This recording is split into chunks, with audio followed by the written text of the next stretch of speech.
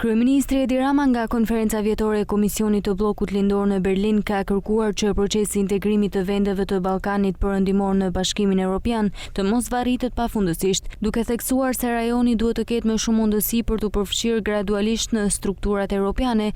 Rama deklaroi se zgjerimi i BE-s nuk duhet të mbetet peng i pritjeve të pafundme, por të shoqërohet me pjesëmarrje konkrete që u jep vendeve kandidate mundësinë të dëshmojnë potencialet e tyre. Objektivi ynë është i qartë, të përmbyllim negociata deri në vitin 2027, diçka që e kemi diskutuar, për të cilën kemi rënë dakord me Komisionin Evropian.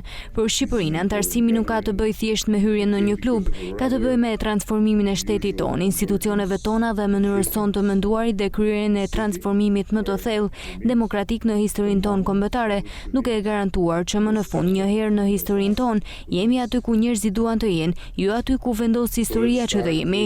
Kjo kontradikt po bëhet gjithnjë më e vështirë për të përballuar. Zgjidhja nuk është as e ndërdikuar as e kushtueshme.